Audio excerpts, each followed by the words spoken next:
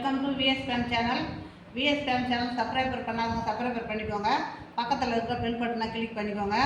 இன்றைக்கி பருப்பு உருண்டை குழம்பு செய்கிறதுக்காக பொருளெல்லாம் எடுத்து வச்சுருக்கிறேன். இந்த பொருள் என்ன பொருள்ன்றதை நம்ம பார்த்துடலாம் வாங்க. இப்போ இந்த கரண்டியால் அப்படியே தலையை வெட்டி 3 கரண்டி கடலை பருப்பு போட்டிருக்கிறேன். 1 கரண்டி துவரம் பருப்பு, 3க்கு 1 தான் போடணும். போட்டு ஊற வச்சுருக்கிறேன். இப்போ தான் கழுவி ஊற வச்சுருக்கிறேன். அதை உங்கள்கிட்ட காமிக்கலாம். அதுக்காக தான் இப்போ கரண்டியால் உங்கள்கிட்ட காமிக்கிறேன். இதெல்லாம் 3 கரண்டி கடலை பருப்பு, 1 கரண்டி துவரம் பருப்பு. கவனத்தில் வச்சுக்கோங்க. ஒரே ஒரு மிளகாய், நீங்கள் உங்கள் வசதிக்கு எவ்வளோ பருப்பு ஊற வைக்கிறீங்களோ அதுக்கு தகுந்த மாதிரி மிளகாயை போட்டுக்குங்க. காஞ்ச பட்டை மிளகாய் போட்டு அது கூட ஊற வச்சுக்கோங்க. எங்கள் வசதி நம்ம எங்களுக்கு இருக்கிற திட்டத்துக்காக நான் இந்த அளவாக ஊற வச்சுக்கிறேன். உங்களுக்கு கூட 10 பேர் 4 பேர் 8 பேர் இருக்கிறாங்கன்னா அதுக்கு தகுந்த மாதிரி ஊற வச்சுக்கோங்க. இப்போ அதுக்கு சின்ன வெங்காயம் ஒரு 200 எடுத்து பொடியாக நறுக்கி வச்சுருக்குறேங்க. பச்சை மிளகா ஒரே ஒரு மிளகா பொடியாக நறுக்கி வச்சுருக்கிறேன். மீதி மிளகா அப்படியே இருக்குது. இது தாளிக்கிற கறிவேப்பிலை, பட்டை மிளகா தாளிக்கிறதுக்காக எடுத்து வச்சுருக்கிறேன். இப்போது தக்காளி ஒரு 3 தக்காளி சைஸாக எடுத்து வச்சுருக்கிறேன். வெந்தயம் 1 ஸ்பூன் எடுத்து வச்சுருக்கிறேன். இப்போ மஞ்சத்தூள், ஜீரகம், பெரிய ஜீரகம், கறிவேப்பிலை பொடியாக நறுக்கி வச்சுருக்கிறேன். கடுகு, இஞ்சி பூண்டு விழுது, உப்பு, ரீஃபைண்ட் ஆயில், எண்ணெய், நம்ம சாதாரணமாக நம்ம வீட்டில் அரைக்கிற குழம்பு மிளகாத்தூள்.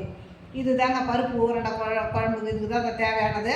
இப்போ இந்த பருப்பு ஊறட்டும். மீதெல்லாம் ரெடி பண்ணிக்கின்னு இன்னும் புளி ஒரு நெல்லிக்காய் சைஸ் புளி போதும். அதுதான் நான் எடுத்து வைக்கல. நான் எடுத்து வச்சுட்டு காமிக்கலான்னு பார்த்தேன். எடுத்து வைக்கல. நெல்லிக்காய் சைஸ் போதும் புளி. இதாங்க இதுக்கு தேவையானது. இப்போது நம்ம இந்த பருப்பு ஊறின உடனே நம்ம செய்ய ஆரம்பிக்கலாம். ஊறிடுதுங்க. இப்போது இந்த மிளகாயை போட்டுக்கிறேன். ஒரே ஒரு மிளகா தான் போடுறேன். காரத்துக்கு தகுந்த மாதிரி உங்களுக்கு எப்படியோ அப்படி போட்டுக்குங்க. ஆனால் தண்ணியே இருக்கக்கூடாது. தண்ணி இல்லாத பருப்பை அரைச்சிக்கணும்.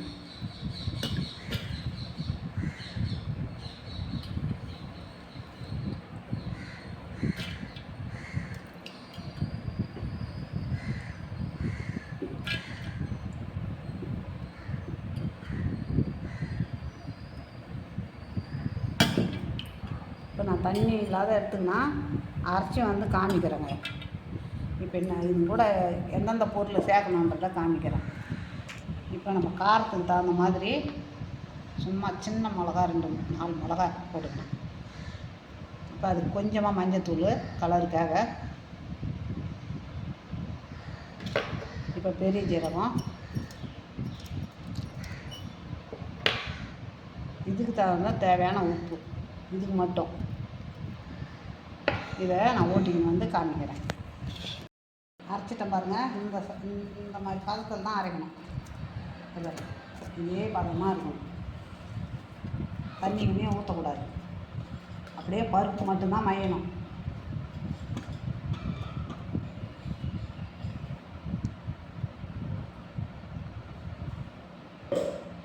இப்போ இதுக்கு இஞ்சி பூண்டு விழுது போட்டுக்கலாம். ஜீரகம் கொஞ்சம்.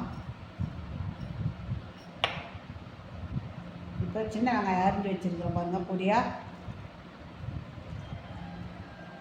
சின்ன வெங்காயம், கறிவேப்பிலை.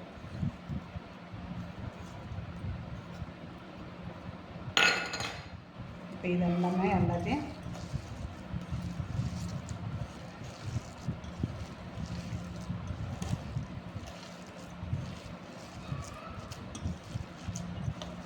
கையில் பட்டாமல் இருக்கும் பாருங்க. நம்ம டைட்டாக இருக்கும். நீங்களும் இதே மாதிரி பருப்பை தண்ணி விடாமல் அரைச்சி இதே மாதிரி செய்யுங்க. கையில் ஒட்டக்கூடாது, தளன்னு இருக்கக்கூடாது. ஏன்னா நான் அப்படியே பச்சையாகவே குழம்புல போட போகிறேன். அவிக்க போகிறது கிடையாது. அதுக்காக தான் சொல்கிறேன். நான் அவிச்செல்லாம் போட மாட்டேன். பச்சையாகவே அப்படியே குழம்புல அப்படியே எடுத்து விட வேண்டியது தான். இந்த மாதிரி ஒரு உருண்டையாக பிடிச்சி வச்சுக்கணும். பிடிச்சி வச்சுட்டு குழம்பு கொதிக்கிட்டுன்னு நம்ம அதில் எடுத்து விடணும்.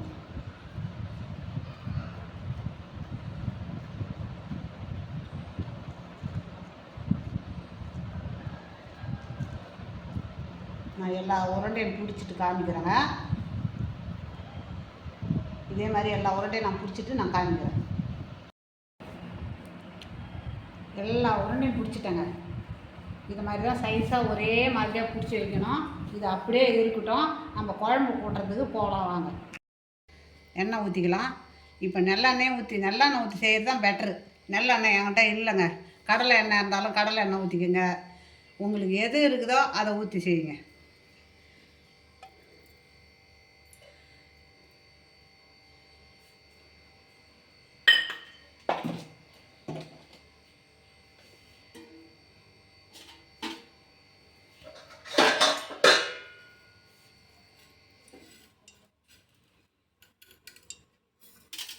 வெந்தயம் சும்மா ஒரு 10 வாசனைக்கு தான்.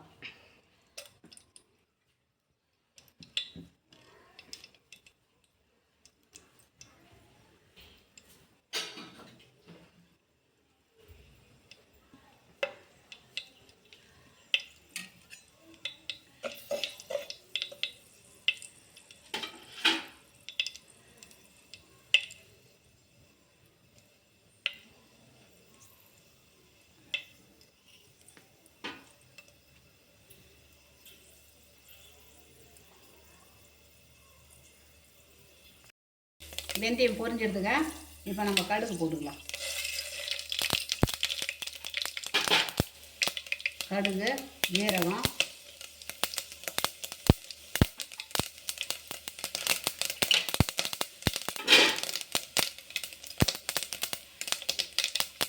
இது ஒரே ஒரு காஞ்ச மிளகா,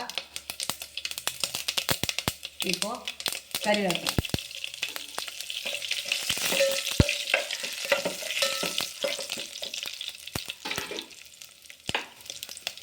இப்போ மீதி இருக்கிற வெங்காயத்தை போட்டுக்கலாம்.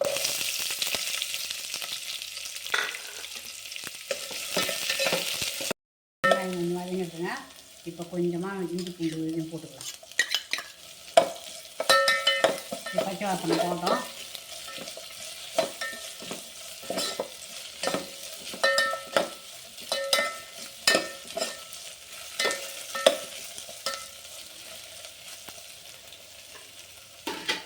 இப்போ நம்ம பொடியாக நறுக்கி வச்சுருக்கிற தக்காளி போட்டுக்கலாம். அதுக்கு இருக்கிற மஞ்சள் தூளையும் போட்டுக்கலாம்.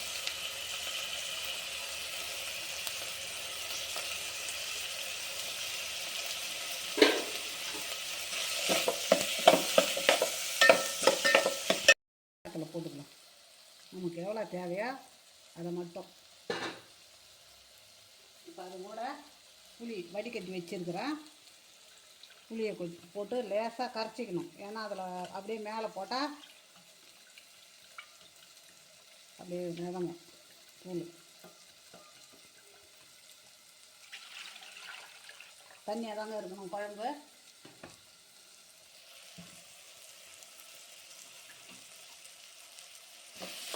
இப்போ எல்லாமே வதங்கிட்டு இப்போ நம்ம இதை ஊற்றிக்கிறோம். இன்னும் தண்ணி ஊற்றிக்கிறோம். நம்ம குழம்பு தண்ணியாக தான் இருக்கணும். இந்த அளவுக்கு தண்ணியாக இருந்தால் போதும்.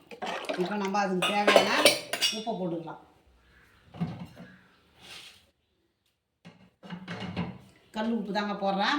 இதுக்கு தேவையான உப்பு கொதிக்கிட்டோம். உங்கள்கிட்ட காமிக்கவே இல்லை. தேங்காய் ஒரு மூலியை அரைச்சி வச்சுருக்கேன். பால் அரைச்சி வச்சுருக்கிறேன். தேங்காய் பால் ஊற்றணும் கடைச்சா. உங்கள்கிட்ட அந்த புளியும் இதையும் காமிக்கல, சாரி. இப்போ குழம்பு கொதிச்சிருத்துங்க. ஒரு உருண்டையாக நம்ம போட்டுக்கலாம். மெதுவாக போடணும். ஏன்னா நான் அவிச்சு வைக்கல. அது வெந்து கிளம்பட்டோம். அப்புறம் ஒரு உருண்டையை போடலாம். பொறுமையாக தான் போட முடியும். அப்படியே வாரி போட்டுட்டோம்னா உடஞ்சிடும்.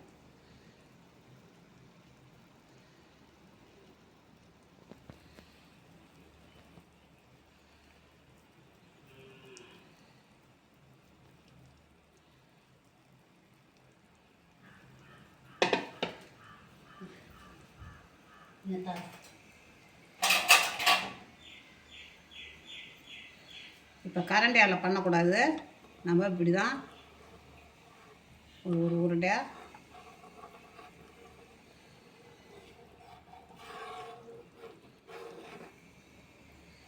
அது வெந்து வெளியே வரட்டும்.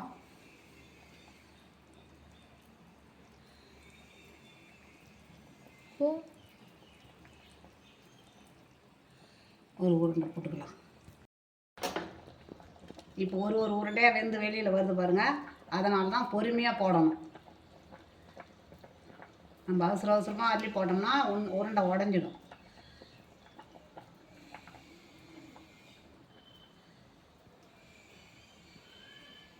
இந்த மாதிரி வெந்து வெளியே வருவோம்.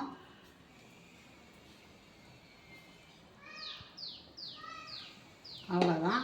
கொஞ்சம் நேரம் கொதிக்கிட்டோம். கொஞ்சம் மூடி போட்டுரும். நம்ம அப்புறமா தேங்காய் பால் ஊற்றிக்கலாம். உருண்டை எல்லாம் வெந்து மேலே வந்துடுது பாருங்கள். இப்போ நான் அரிஞ்ச பச்சை மிளகாயை ஏன் அந்த பருப்பில் போடலைன்னு கேட்பீங்க கமாண்டில். நான் பருப்பு ஓட்டும் போதே கொஞ்சம் எடுத்து வாயில் போட்டு பார்த்தா காரமாக இருந்தது. அந்த தேங்காய் பூ என்கிட்ட இல்லை, ஒரே மூலி தான் இருந்தது தேங்காய். அதனால் தேங்காய் பூ போட்டிருந்தா அந்த பச்சை மிளகாயை நான் போட்டிருப்பேன், காரம் தெரியாது. தேங்காய் பூ போடாதனால அந்த பச்சை மிளகாயை நான் நிறுத்திட்டேன். தேங்காய் பூ போட்டு உருண்டை பிடிக்கல. இப்போ பால் தான் ஊற்ற போகிறேன். முதல் பால்.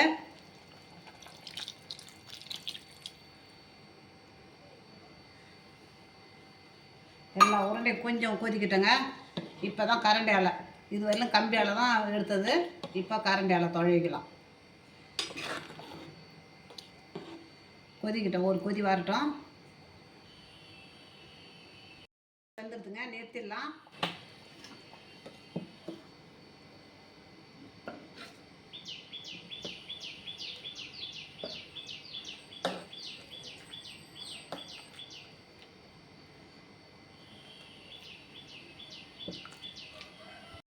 பருப்பு உருண்டை குழம்பு வச்சாச்சு, ரெடி ஆகிடுது. இதே மாதிரி நீங்கள் செய்து பாருங்கள். உங்களுக்கு பிடிச்சிருந்ததுன்னா எனக்கு லைக் பண்ணுங்கள், கமெண்ட் பண்ணுங்கள், சப்ஸ்கிரைபர் பண்ணுங்கள். நல்லா வெந்து போச்சுங்க பருப்பு. பாருங்கள், இன்னும் கட்டியாகிடும். தண்ணி எவ்வளோ தண்ணியாக வச்சு அந்த குழம்பு கட்டியாகிடுது பாருங்கள். நீங்கள் இதேமாரி செய்யுங்க.